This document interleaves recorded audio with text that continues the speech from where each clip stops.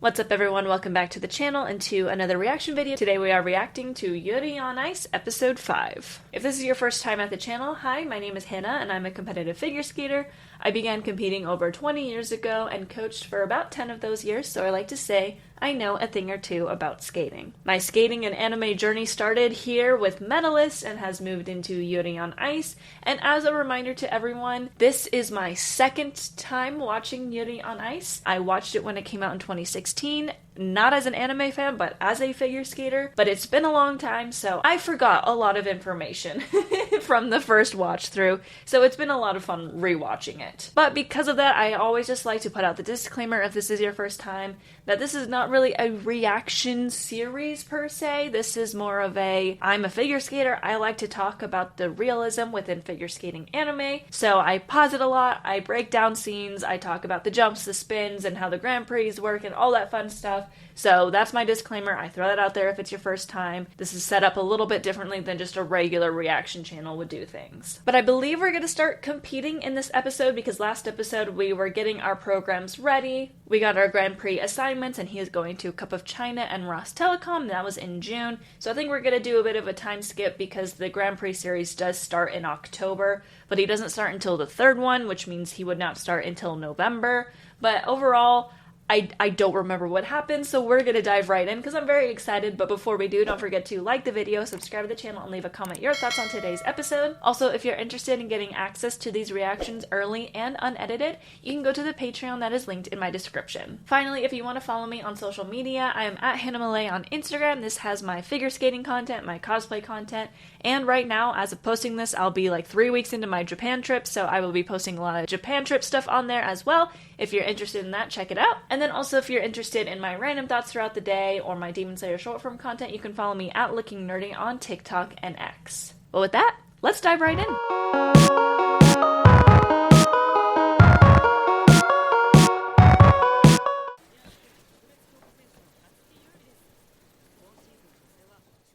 Oh, that's right, he has to do regionals first. I forgot about that mention. That really sucks that they have to do that.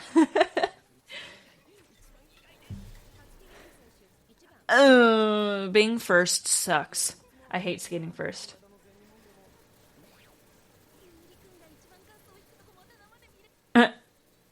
Skating first sucks because you essentially lose part of your warm-up because you have to make sure that you catch your breath before you go out and compete.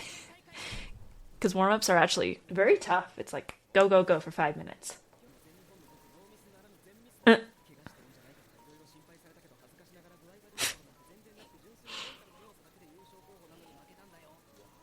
Wow. It really is crazy that I can't believe they have to compete at regionals when they are going to the Grand Prix. That's insane. I feel so bad.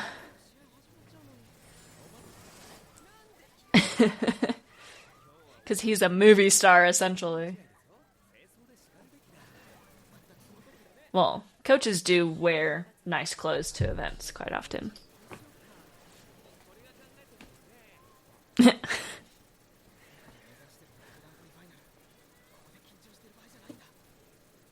So what they're showing right now is the pre-warm-up. So like I just talked about, every skater at a competition gets a 6-minute warm-up. At this level, they should be getting 6 minutes. Sometimes it's 5. And that is just there to get you warmed up and get you into the ice so you can kind of work through your jumps before you compete. I found the warm-up to be more nerve-wracking than the competition itself. There was something about the warm-up that just made me always freak out. I probably could have done better without it.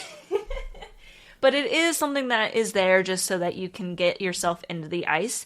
For many skaters, that'll be their first time, second time skating on that ice because many competitions are happening at not your own home rink. And every ice rink, the ice can feel a little bit different because they keep it at different temperatures. So some rinks will keep the ice super hard and it'll be very strange to skate on if you skate at a rink where it's a little bit softer, that sort of thing. So it's there to help you. It happens usually every 6 skaters. I believe in singles skating, you're only allowed to have 6 skaters out there at once. because it's very fast paced, it's very quick, and it can get very dangerous very quick because it's different than just a practice session. no one's just standing at the boards for long periods of time because they're warming stuff up for 5 minutes. It's quick. You can't just stand at the boards like you do on a freestyle session where you're standing at the boards for sometimes 5-10 minutes at a time, depending on, the technique you're getting taught. So it's very different. I always question this because for single skating, they max it out at 6 people per warm-up. But then in ice dance, they have 5 teams out there, which means there are 10 people on the ice at once. The amount of collisions I've seen in ice dance warm-ups is scary, and they need to change how many people can be on the ice at once, because 10 people at once, especially in ice dance where people are doing lifts and they're doing these series of turns and it's harder to see where you're going. That's another conversation for another day. But that's what a warm-up is. If you ever wonder why there is times when you watch a competition where all of a sudden everyone's skating at the same time, but no one's competing, that's what it is there for. You don't want to injure yourself, but you also, it's more to just make sure that you feel good about the ice and stuff.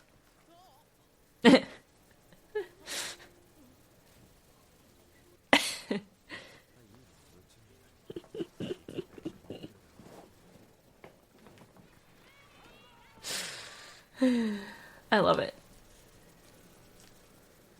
I like the little added detail of them making the sparkles sparkle in the light. It's just like a fun attention to detail.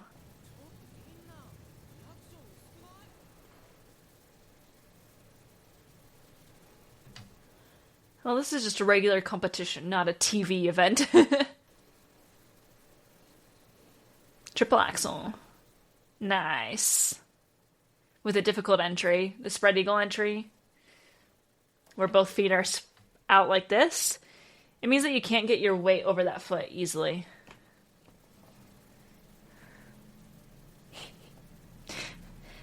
This show I have to censor so much more than I had to with Medalist.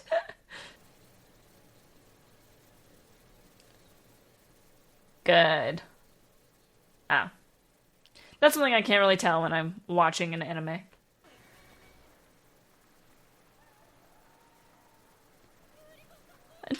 It's a good start. You don't really want to peak at regionals, especially since he's doing the Grand Prix. There's something that people call peaking. So everyone talks about how you want to peak at the most important parts of the season, like at Worlds. But you want to make sure it's not like you just suck up until then, because first of all, that might make you not be able to go at all. But you want to make sure that if you're making little mistakes here and there, and what Yuri did here was very good. He stepped out of the quad sow. So that still is, he's getting negative grade of execution on that jump, which means they're taking points away from the base value. So that does affect his score, but it's not a fall, so it's not quite as bad. And then he did a double instead of a triple at the second part of his combo, so that takes his base value down a few points. But he still skated quite well. If he just went out there and just fell on everything or popped everything, whatnot, then it would be like, okay, what are we doing here? But he did very good.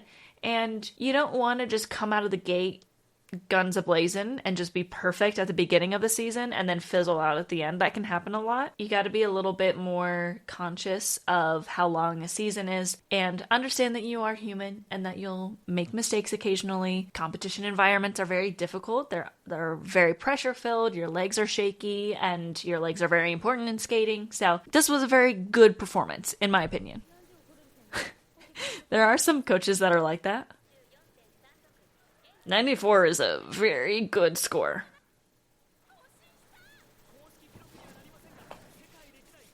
Yeah, that's a very, very, very good score. I was like, 94? That just, for reference, I think 94 would have been third after the short program at Worlds that just happened. I have the scores right here. Let's look. This is regionals, and local domestic competitions are known for being a bit higher scoring than official international events from the ISU. But that's a very good score. 94. Let's see here. It would have been fourth after the short at the World Championships this year. And that is not including, this was 2016, so the scoring ceiling is higher than it was in 2016 because they added the grade of execution can now go all the way through +5. Back in 2016, it could only go through +3. So the points you could get added and taken away were much smaller than it is now. So, anyway, just a fun tidbit. 94 is a very good score.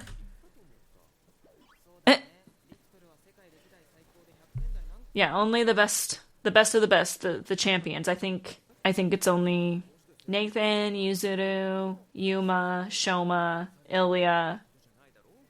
Those are the only names I can think of off the top of my head that have scored over 100 in the short, and they're like world champions, Olympic champions, Olympic medalists. The best of the best.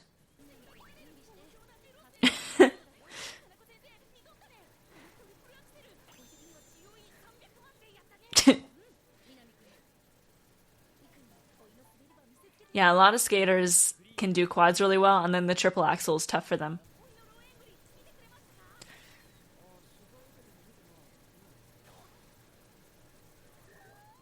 Oh, he's got a fan. Is that? I feel like that's Hinata's voice actor from Haikyuu. Can't remember his name off the top of my head.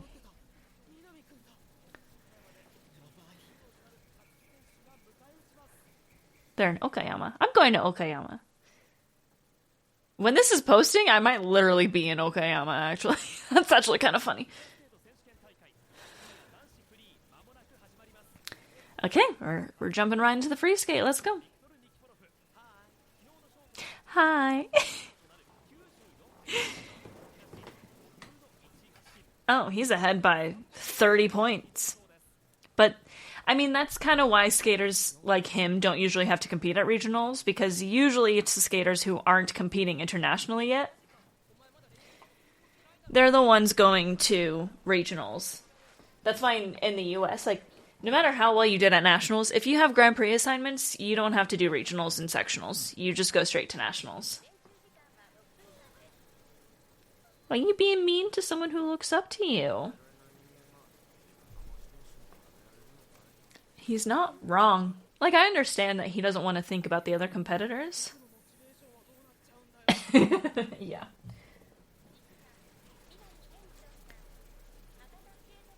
But it's coming across as very just like, I don't care about this young skater that obviously looks up to me.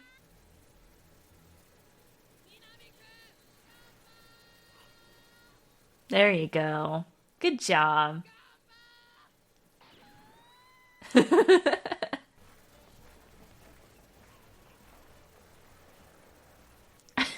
I just laugh at his little tooth that sticks out of his mouth.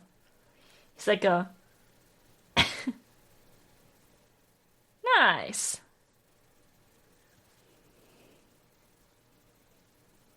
Never landed one in practice, but just did it in competition? That's not common. Aw, found the triplets, though.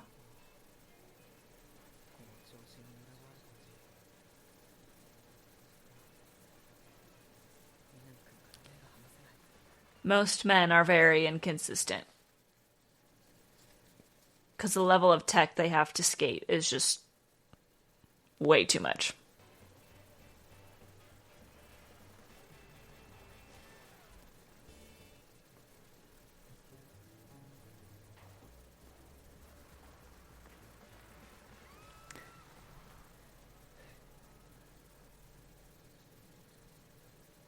Yeah, he'll be very good once he gets consistent. Nice. 152. 214.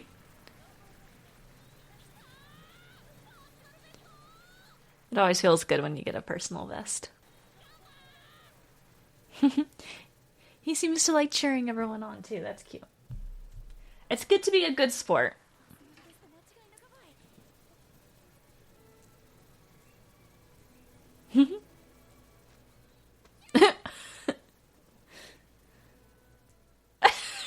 What? Why would you do that? Looks good. I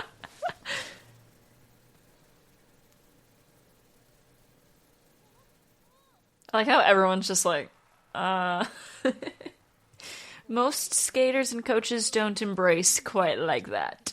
Alright, let's see how we do here. Oh, this is taking me back. This music was everywhere in the skating world. Quad double again.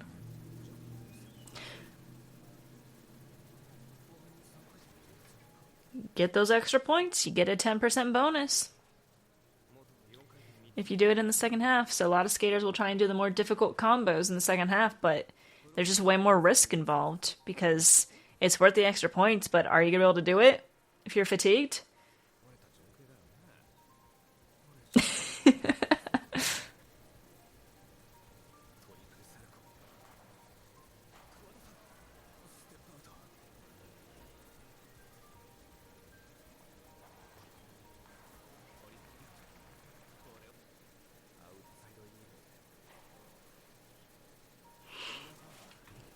Very beautiful. Yeah, if you can do a good Ina Bauer and a spread eagle. I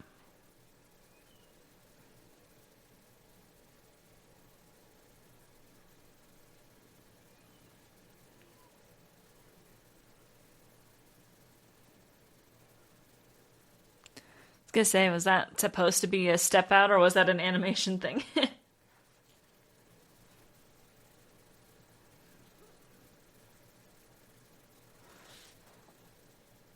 Yeah, his timing's off just a little bit, so he's not. That was good. Is he doing a quad at the end, I think?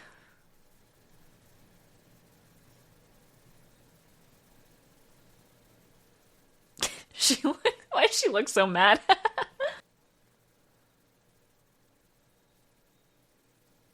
Yeah, quad.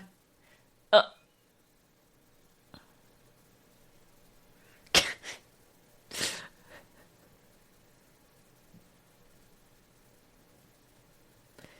We're gonna talk about the fact that he ran into the boards and hit his head. Oh man. The show definitely loves to lay on the dramatics. I mean, it's not like skaters don't run into the boards. They do. It happens. We just took a fairly common occurrence and made it just a little bit dramatic. But it's funny. So, it is an anime after all.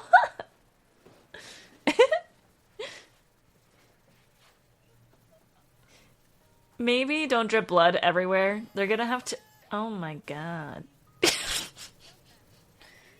So, just for reference, if a skater starts to bleed enough that there's blood everywhere and it's like dripping on the ice, they actually have to pause and resurface the ice because it's... I don't know if it's because it's blood and like there's hazardous waste or whatever, but I think it's more just because even though it's liquid, if it freezes to the ice, you don't want anything to fall on the ice because anytime your blade hits something that is not ice while you are on the ice, it just instantly stops, and whatever speed you're going, all of that force just takes you down, and those are the hardest falls. Blood can sometimes be skated over, but, you know, skaters will bleed. I've cut my fingers while I've competed before doing a haircut or spin where I'm grabbing my blade. Like, it'll happen, but if there's enough blood that it's dripping on the ice like they're showing here, that's an instant stop the competition, resurface the ice, get the blood off the ice so it doesn't freeze into the ice and then we can't get it off, and then we reconvene. It's just a fun little side tidbit there for your knowledge. 165. Okay. 259. So, I mean, obviously that wasn't his best skate. But for reference, a 165 would have been 12th place in the free skate at Worlds, and then 259 would have been 10th place at Worlds, which is still top 10 in the world at a regional event, so that's still a very good score. Should we take him to the hospital? I'm slightly worried about a concussion or something.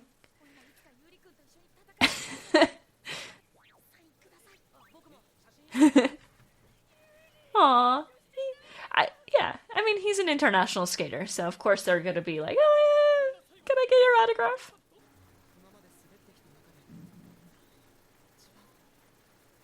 That's good. You want to have fun.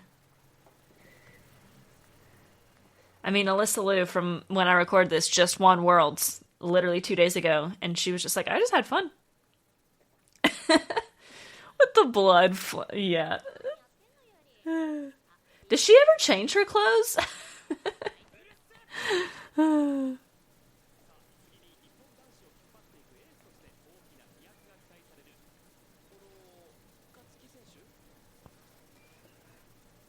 Love.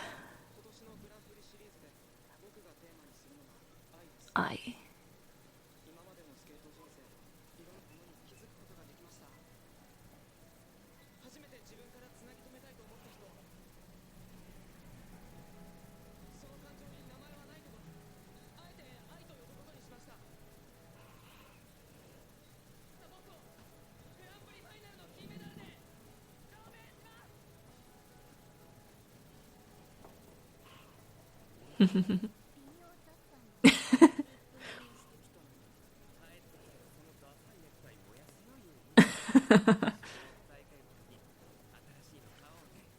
Alright, we made it through regionals. Now we gotta get to Cup of China.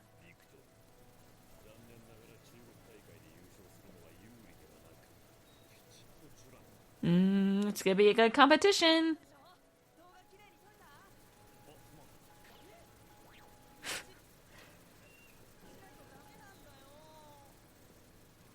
Alright, so that was episode 5 of Yuri on Ice. So, yeah, we did regionals. For some reason, I was like, did we jump all the way ahead of Cup of China? Are we moving that quickly? But we're about to hit halfway. So I do think we're going to get to Cup of China the next episode. We might be there for a couple of episodes. I don't remember. I do remember that we compete at Cup of China. I remember seeing that part. But I don't remember how far we get, honestly. Like, the whole goal here is the Grand Prix final, which is a little bit like...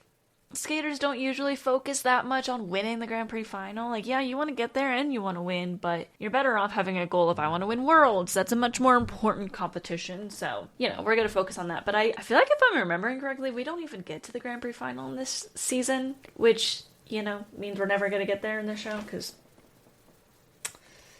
Anyway, so this was good. I like that they showed how in regionals, you know, Yuri is... much better than the other skaters here because he's in a situation where he has to compete because he did so poorly at nationals, but he's an international level skater who's a Grand Prix final qualifier, which is already very good. In men's skating, quads are king. If you can land the quads, you can do very well. Ilya Malinin just won his second world title simply because he can do quads from start to finish. Every single jump of his is a quad. Except for the combinations at the end, or the triple axel, which even then he does a quad axel. And the reason that Ilya wins things is because his technical element score is so freaking high. Even if he got the proper component scores, which he definitely is overscored in them, he would still win. It would just be by a slightly smaller margin. You know, we saw the younger skater, we saw him do one quad, and then he probably did like 2 triple axels.